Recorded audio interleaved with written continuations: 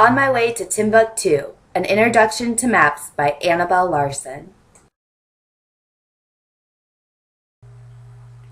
Did you ever stop to wonder about who and where you are, where you're trying to get to, and is it all that far? Well, the same thing happened to me once, why just the other day, while sitting under a palm tree in the warmer month of May. I was planning a trip abroad, you see, to the town of Timbuktu, but how you're supposed to get there, well, I didn't have a clue. So I thought and decided it's time to check a map, but when I did, I felt unprepared. I had a knowledge gap. I couldn't read the map, you see, no way, nowhere, no how, and thought this could be something to learn. Indeed, the time was now. So I followed up, in fact, yes sir, and I never will regret it, why map reading is quite easy, if I may say so to my credit. Our world is one huge place, you see, an enormous big blue ball, with continents and oceans, as you may no doubt recall. And learning to use a map, my friend, why you get all kinds of clues, if you just know how to use them and follow some simple rules. Take longitude and latitude, especially on vacations. These imaginary lines are really cool if you want to find locations. They divide the globe into equal parts, horizontal and vertical slices, so you can find where you want to go, though you may not afford the prices.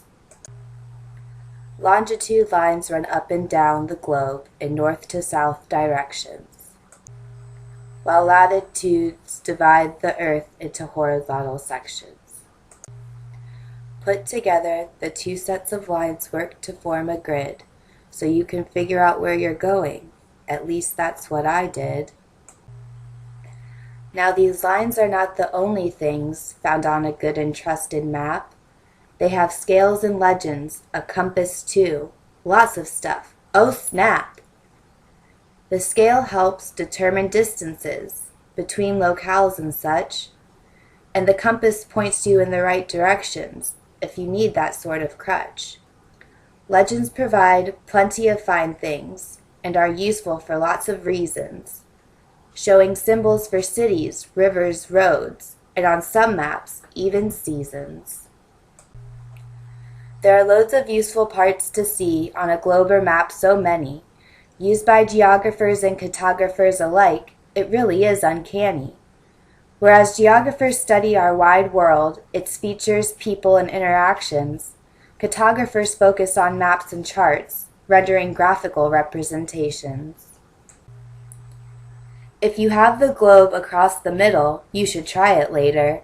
You make two hemispheres, north and south, and the line, it's called equator. Draw another line from north to south, passing through, can you guess what city it's in? You divide hemispheres by east and west, it's called the prime meridian. But enough about the value of maps and the secrets of cartography. I want to get back to my tale of travel to complete my short biography. Well, I found Timbuktu, as I knew I would, resplendent in all of its glory, as I donned my cap and followed my map, and so here shall I end my story.